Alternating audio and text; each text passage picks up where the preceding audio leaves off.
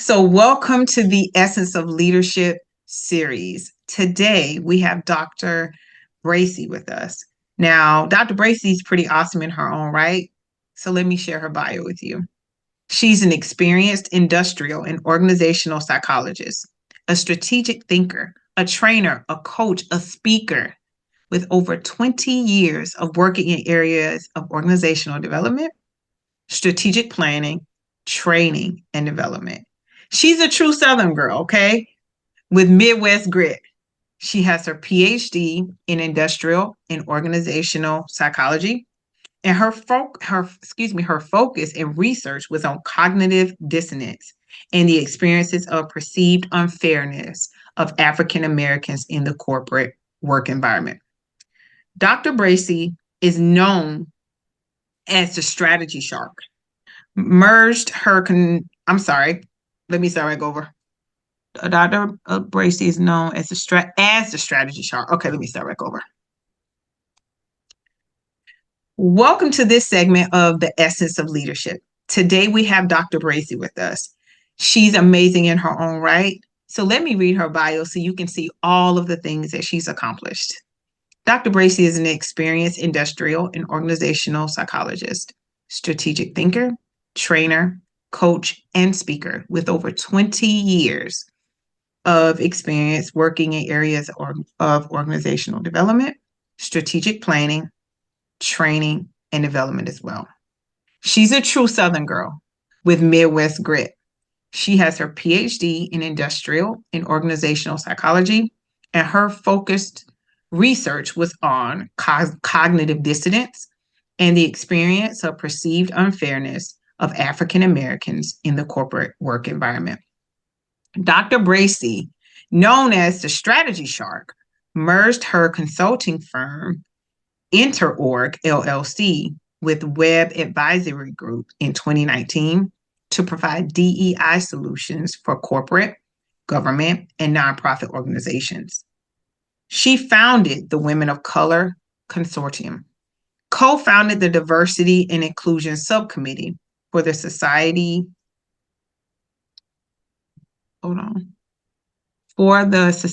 for, oh my God, like I can't read, Dr. Bracy.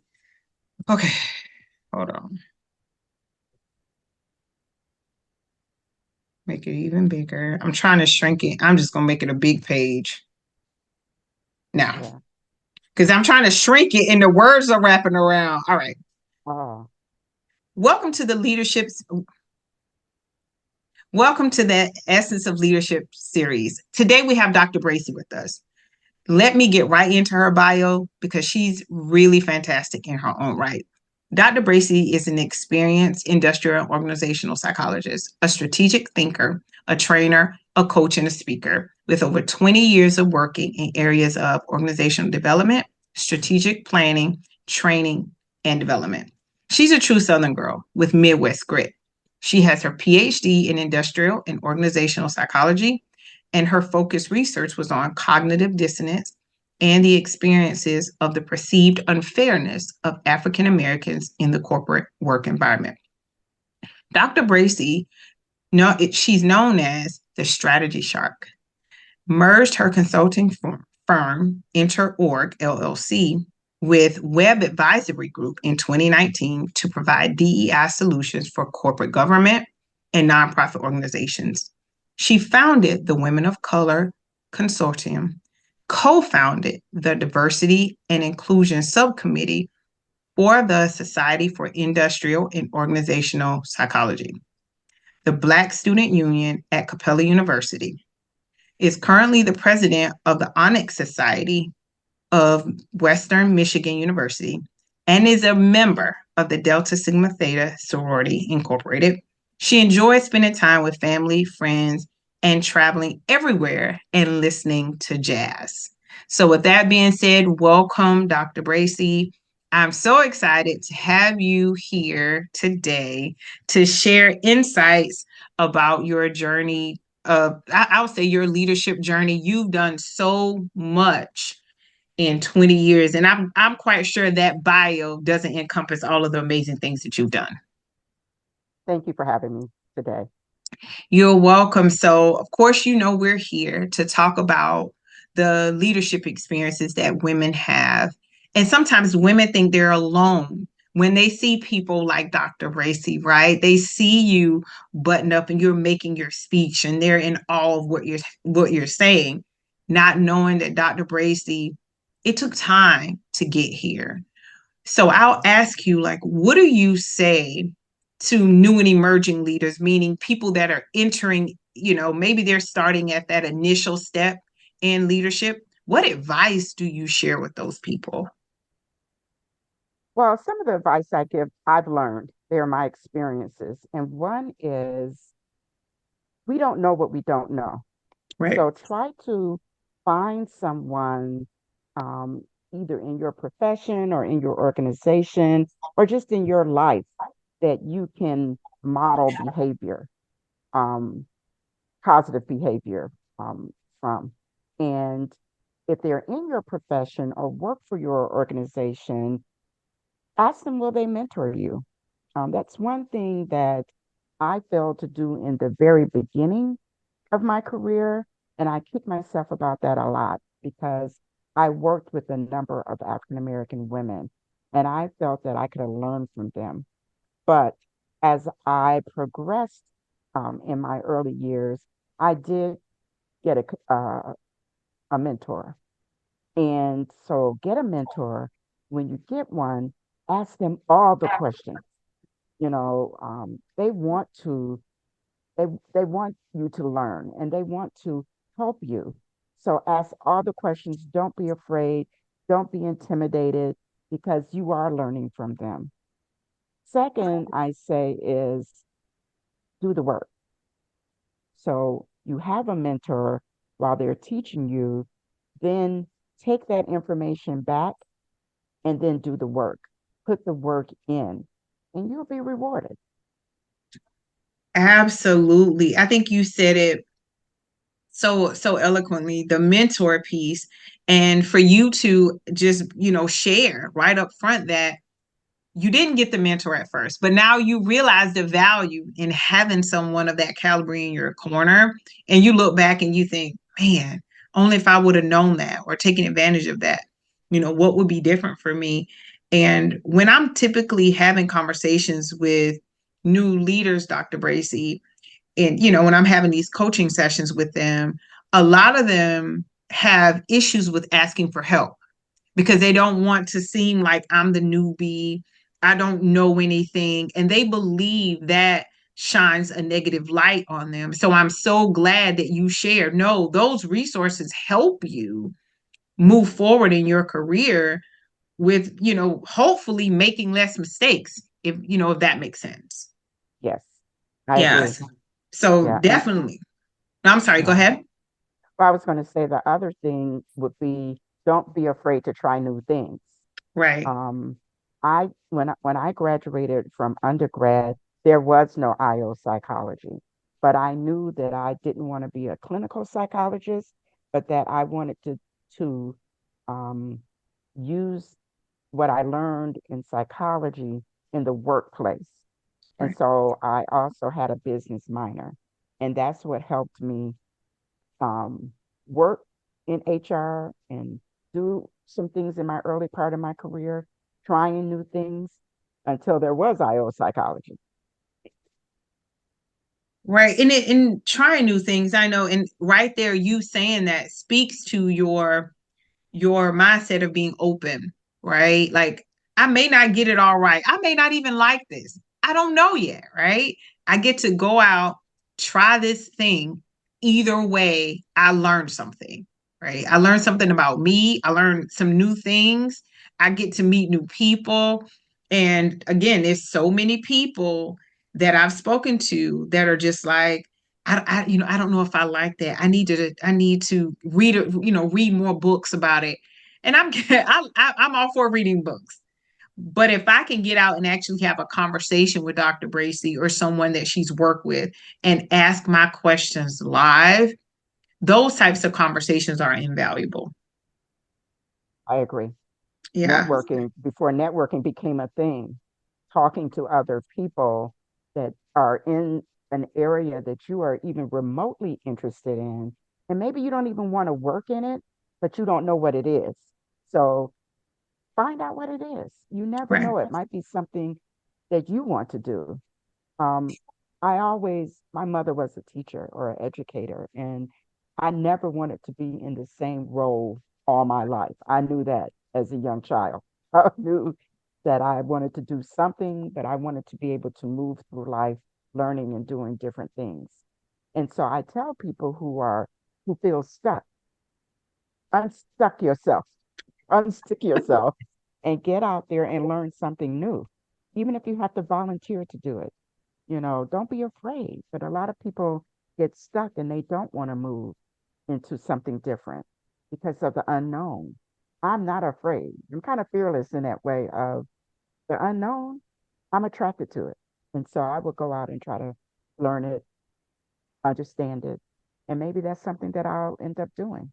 I don't know yet, but you Right. don't know till Right. you try it. Absolutely. Now, we get that, moving forward past the fear, exploring the unknown. What are some other attributes that you believe are necessary for leaders to be successful? Oh, absolutely. Listening. I think that as I went through my career and I became a leader over groups of people and had direct reports and under me, the most important thing was listening, listening, and then leading by example. So be consistent. Don't tell it's like your children. Don't say, do what I say, not what I do. No, I want to be the example for you. So I'm listening to what you're telling me that you want to do, or what your fears are, or what you don't understand. And then I'm going to try to position you um, in an area and develop you so that you can get to your place. But then I'm going to also be a leader that you want to learn from, and by being consistent in my delivery, consistent in how I talk to you, consistent in how I reward you and others, those things are important as a leader. Awesome. Awesome. Thank you for sharing. And I guess, too, I'll go ahead and toss this out here. When did you realize that those particular skill sets that you just listed off, when did you realize how important they were? Uh, well, I've always been a leader. I'll Mhm. start there. But the listening and understanding, I think I got when I learned from people who led me. When I said, "Oh, they're telling me one thing, but they're doing something different." And so that made me think, oh, I could do something different and get away with it as well. So I knew that I didn't want to be that kind of leader because of how I looked at that person and how I viewed them. And so I didn't want people to view me in that way. So somewhere in are we giving ages or just somewhere in my early part of the mid part of my career is Right. when I learned that I needed to be an example, and I needed to be consistent with my delivery and how I rewarded people and how I listened to people. And more importantly, helping them and developing them to achieve. So, kind of mid career, I was in corporate. Most of my career was corporate. And yeah, I just didn't want to be the people that I didn't look up to. I didn't want to be them. So, That speaks volumes. And I say that because I think people sometimes believe they wake up with these leadership skills. And to your point, you were moving along in the journey before you realized how important it was, with the listening, because you saw things that you were like, yeah, I'm not too keen on that. I want to be a different leader. So thank you. Thank you so much for sharing that. I mean, I've seen people get promoted and they're so hard on themselves because they're comparing themselves to other leaders who may have been in those roles longer and they just haven't honed in on the skill sets yet. exactly. And I learned them too. I was in school.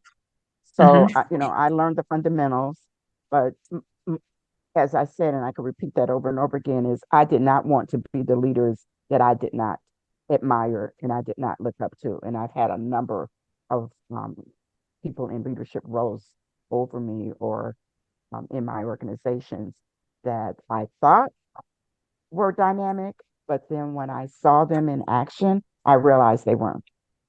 Absolutely. Absolutely. I know I saw that in my corporate career as well. And I see that now when I'm out having sessions with people.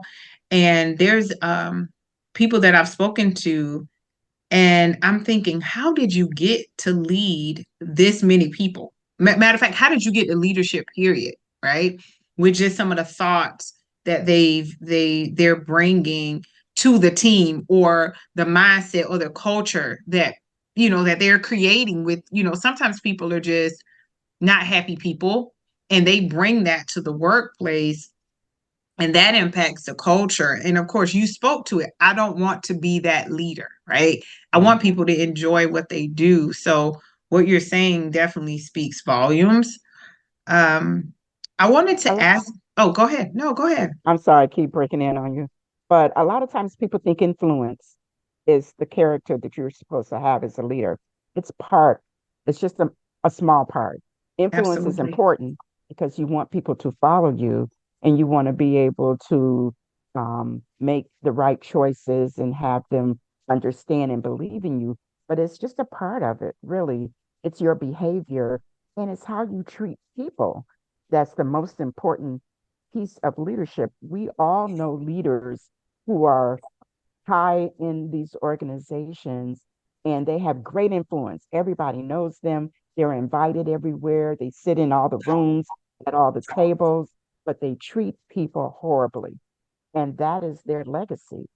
But it doesn't matter to them because they're already there and they've been rewarded for that behavior. But true leadership, it is people who understand people and know how to treat people, even with your influence. Oh, Dr. Bracy, that was that was awesome, just the way you put that, because again, the people in the rooms, those are the people that we typically see and we're like, they have it all together, because you see them on the stages. And then you talk to someone on the team and they're not even engaged. There's so many people quiet quitting Yes, these days because they're not engaged with the leadership team. And I tell people that people don't quit organizations or companies, they quit leadership. yes, Simply put, they exactly. quit leadership. Yeah. I've quit leadership over the years. I've had great leaders, and then that leader would move on, and another leader would come in place, and that leader was just polar opposites. I Right. almost hated to have great leaders and then they leave. I would be like, Right. take me with you, because I always felt that, well, through my experience, that leaders that came in their place wanted to prove themselves. And in doing that, they weren't effective leaders for me. Right. I am a leader. Even if I wasn't in a senior kind of leadership role, I've always been a leader, even as a young child. You know, I led my band group. I was the band captain and, things like that. So people always looked at me as a leader. So I knew the attributes. And so when you come to me and you want to lead me, you can't do it with just ego. You can't be trying to, prove yourself. Just be a leader. Listen to who I am, listen to where I want to go, and then let's work together. But yeah, I've had leaders that I did not respect, and that made me quit, or move from that department to another department. And so, yeah, you don't quit the company, you quit the people. So, Yes. Yes. And I wish more people really understood that yes. is that environment they're in. And with you saying that, being so mindful of your leadership style, and knowing the type of leader you don't want to be, right? How did you, and I guess how do you still, when challenges or setbacks arise, how do you handle those, Dr. Bracy? Mhm. Well, It depends. I take a moment and depending on the level of the setback, I have to wait till I can excel again. Exhale again and then excel.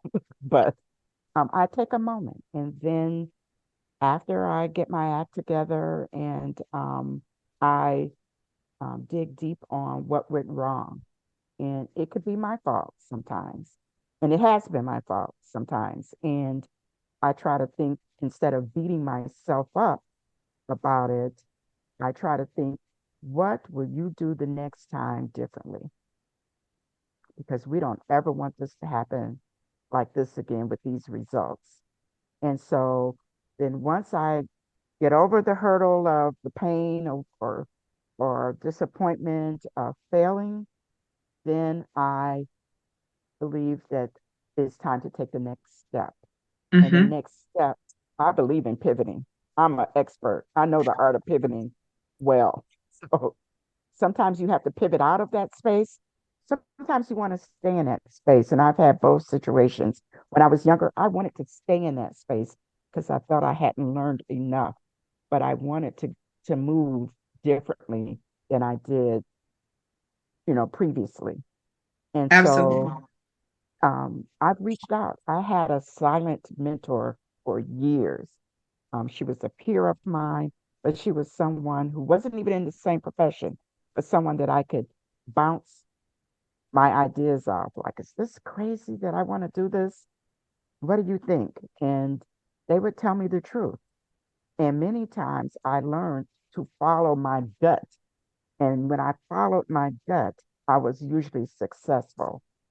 So yeah, it's dealing with the hurt and the pain and the trauma that comes out of setbacks, but then use that as your launching step to move to the next level. And that's why ended up going back to school because I Mm-hmm. felt that I was in a circle for a long time of um, not getting the jobs I wanted just on merit, but I wanted to get those jobs. I wanted to move up in the company. And I felt like, well, if I get this next degree, they can't ignore it. They can't ignore it. So you got to Right. bring more with that than just that second degree. You have to bring the understanding that you know you can excel and you understand who you are. So with every setback, learn who you are, learn what happened, learn what you did, and then try to use that as your launching step for the next chapter. Awesome. That was awesome how you stated that, which is a great segue to my next question. You talked about going back to school, having this thirst for learning, how you love to read. What is that catalyst that keeps you coming back to learn new things? Like, what is that? Because some people, with your level of experience, all of the things that you've done, are just like, I'm good. I'm the expert. What is it for you that keeps you like, I need to learn that next thing?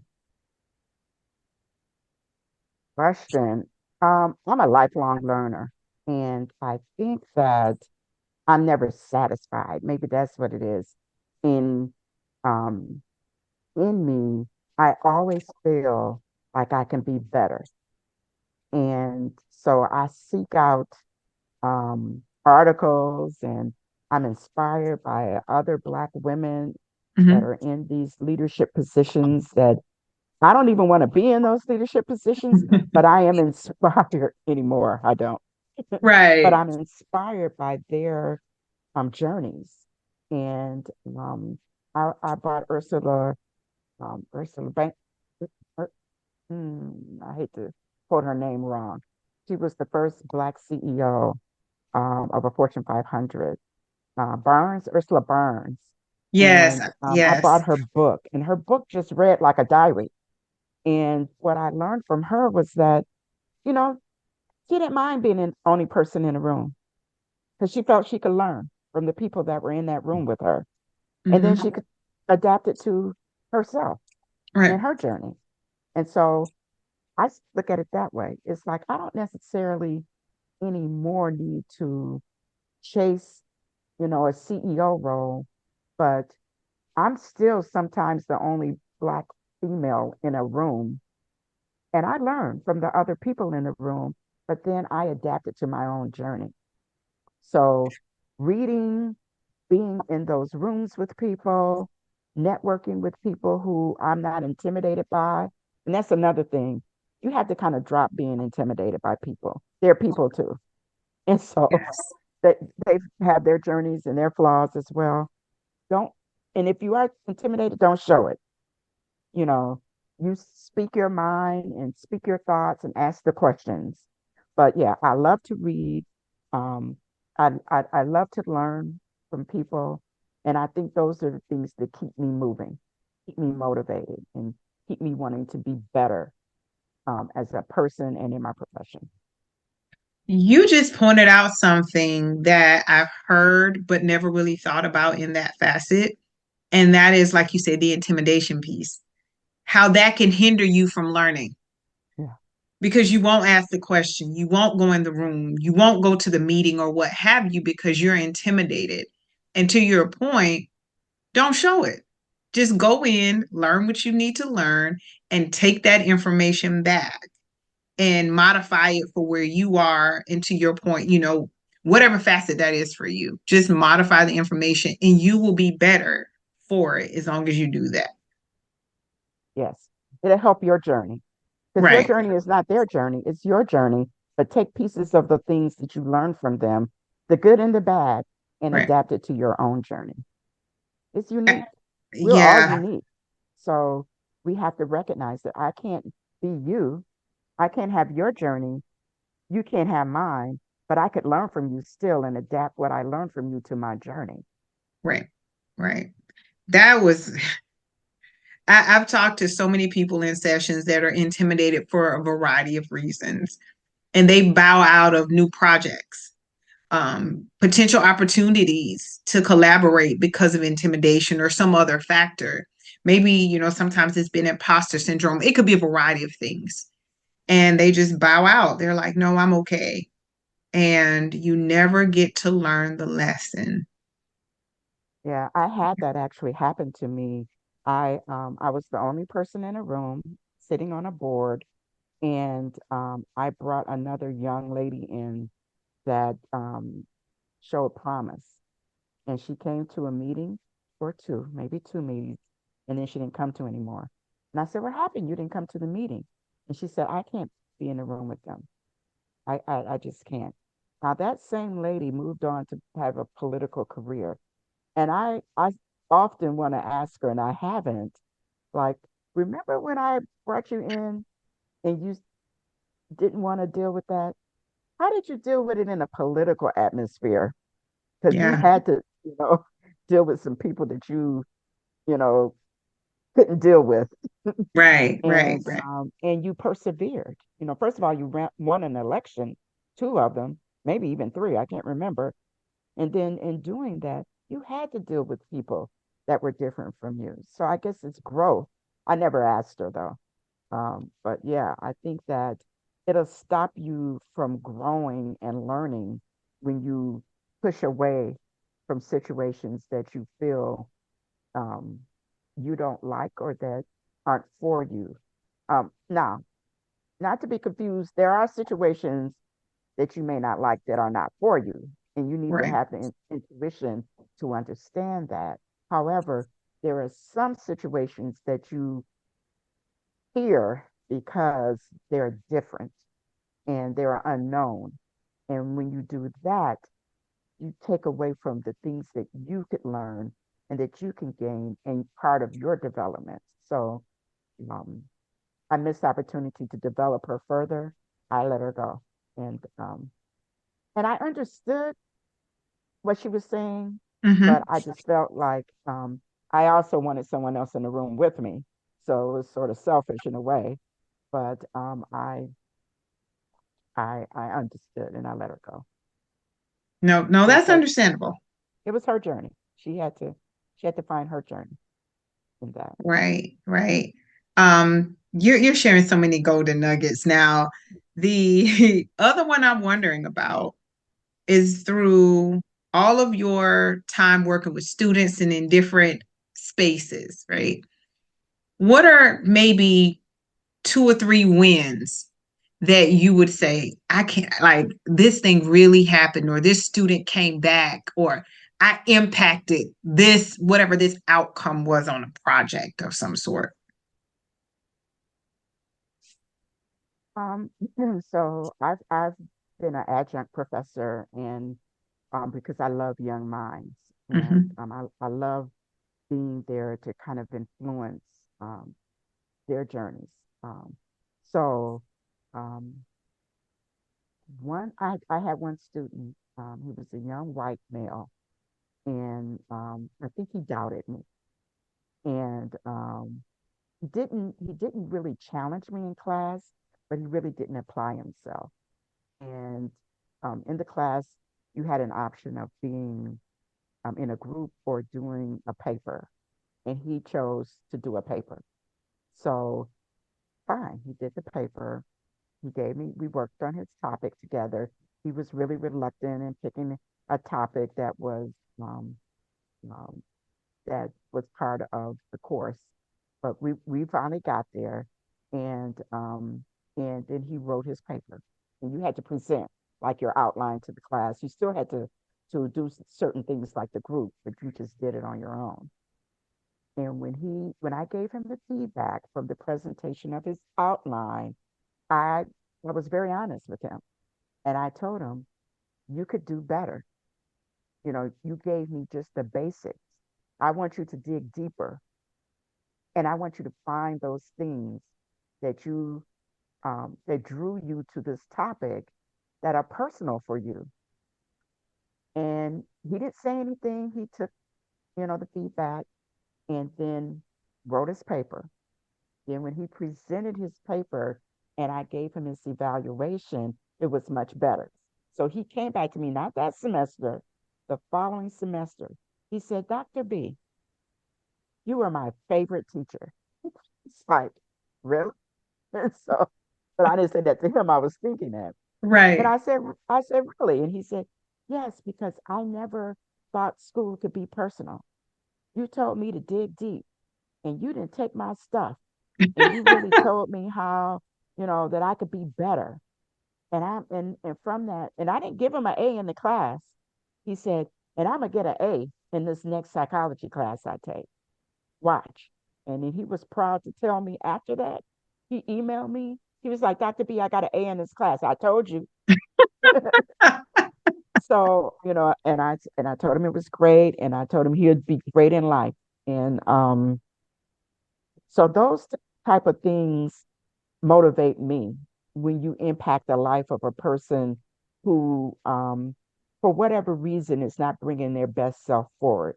And Right. you can tell them through feedback and be honest with them. I could have easily let him go with a basic paper and gave him a C in class, right? But Right. I knew that he had it in him. I knew that he was fighting the system or reluctant to be a part of the system, you know? And Hmm. without really telling him that and scolding him on that, I just was like, my feedback is that I know you have it in you. I know you could dig deeper. And when he did, it turned a much better, project Hmm. out. And he recognized that later. So I like that. And I like even people that I motivate that go on to be better or in better jobs than mine. Hmm. I love that. I love that I had some influence in your life. And I've had the opportunities in my jobs and in the organizations that I've in to mentor young people. And many of them, many times, have told me my influence was great. Even um, in a conference that I was recently in, that I'm sure I was a group of one of the oldest people in the conference, but Uh-huh. the young ladies that I didn't even know that I was emailing back and forth to, because I was just emailing it to um, like a Dropbox, like an email Dropbox. And when they met me, they were like, Dr. Bracy, we really appreciate all the feedback you were giving us along the way of planning this conference. And I was like, well, thank you. Thank you. Sometimes you don't even know. And many times I don't do it for the feedback. I just do it because I'm that kind of person. If I see something that can be improved upon, I will give you my feedback, whether you ask for it or not. And sometimes it's not welcome, but when it is welcome, that's a very good thing. And it helps me motivate me to be a better, to continue to be better and continue to do that. That is awesome. And I will say those moments are priceless. Like that student didn't have to continue to engage. He could have just said, I'm done with Dr. B. I'm on Mhm. to the next professor. But there was something about that engagement that impacted him, or better yet, planted a seed for him Yeah. to move forward. For his, and now he's like, I didn't know school could be this way. I thought it was this way. And it's like you opened his mind to more Yes. possibility. Yes. Yes. And many times students, and this was a freshman class, Hmm. many times they're there on their parents' dollars, Right. and it's just what they have to do, right? You got to go to school, and they're not picking a major yet, and they're just floating through college, their first semester or first year, until they find themselves. And when they Right. find themselves, many times it's very rewarding for them and for me too.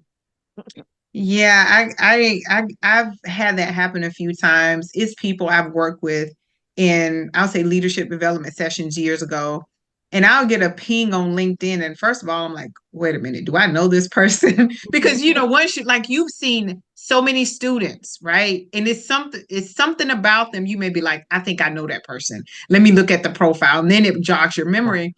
I've gotten LinkedIn emails from people that are like, Demetra, I finally got that promotion. I've been planting these seeds, or networking, as you said earlier, and getting mentors and constantly investing in myself, whatever that may look like, right? It may not be financial, but whatever that looks like, to invest resources in yourself to get to that next level. So that, you're right, is an amazing feeling. And I don't think there's anything like it. yeah, it Yeah. really is. It really Right. makes you want to do better and keep doing better. Right. Now, as we get to the close of this interview, I still have maybe like one or two questions to ask. And one of them is, what is it that you do to keep your team engaged? And I ask you that because you have several different types of teams that you work with. How do you get them to be like, I need to line up for Dr. B? I like to share my vision, Okay. and I like to bring people in to have a say in my vision. And I always say, my dream is this. What are your thoughts? And when you invite them into your vision and they feel like they can actually say something about your vision, they will. And then I was like, you know what? I didn't think of it that way, or whatever the case may be. It's inviting them into your vision and into your dreams, and then incorporating that and making them a part of the vision, right? Right. And I think that's powerful. I'm president of Black Alumni Association right now, that I am totally pivoting to do something, to operate differently than they've done before. And when I when I did, it had been dormant for a couple of years, and when I re-engaged, it was like, whatever happened to the organization? And people was like, oh, well, they weren't doing anything but a dance anyway. And I was like, really? Okay. And then I thought, well, if if that wasn't enough, if networking with their peers wasn't enough, maybe it's time that we bring the students in. Maybe they want more than just networking with their peers. And so I shared my vision. And of course, it was during this time, political time right now that we're in, where our African American programs and DEI and things are being challenged. And that's part of my vision, Hmm. is how do we stay relevant? Let's bring the students in. Let's work with the students. We could still network with our peers, other alums, but let's bring the students in and help shape them. I didn't have that when I was an undergrad. I didn't have anyone that was trying to mentor me or interested in, what I was doing or that I could call upon. And I said, let's do mentorships and let's try to work with interns, doing interns. And Hmm. just like that, it opened up where the college was like, we got a donation that we can offer paid internships to Wow. students. And I said, that's my and and when I went back and told the team, I was like, our vision is alive. And they were like, who did you tell? I didn't tell anybody. We put it in the universe and it has come back and it has opened up. And now we have paid internships for some of our students. And so um, I just like to share the vision with people and let them be a part of it. And it's motivating and it's exciting for all of us who want to do the work. I always go back to we got to do the work. We could have all these dreams, and I tell young people all the time, you can dream to be a basketball player or an actress or a singer or whatever, but you got to put the work in. Beyonce's putting the work in. LeBron is putting the work in. You got to put the work in. You can't sit on the couch and dream and get there, you know. So Absolutely. I've always been a worker, and that's what I tell people up front in every interview for every job I have ever applied for. That's what I always tell a potential employer. I will do the work. So that's never a doubt. There is no employer that I've ever had or client that I've ever had when I had my business that can say, oh, she does the work because that's what I believe in. You take your passion, Absolutely. do the work. Yep. Absolutely. Absolutely. And you answered the question again before I could ask it, was the part about getting them engaged. And that's that, like you said, sharing your vision. People can, once people see themselves in the vision, the collaboration happens Yes. because now everybody can see, well, this is your role, this is, somebody else's role, but collectively we're all going to end up at the same place. So Dr. Bracy, thank you so much for taking time to share insights from your leadership journey. You shared so many golden nuggets with us today. Again, I can't say thank you enough for taking time to come and share with other leaders who probably are looking at you in awe the same way you were looking at those leaders that you knew in awe, and now they can see that Dr. Bracy is what I believe is a leader who is history in the making. Right, you're planting seeds and you are going to leave an amazing legacy behind. So thank you so much. Why I thank you, and I thank the essence of leadership for giving me or providing me this opportunity to share my leadership journey with you. So thank you.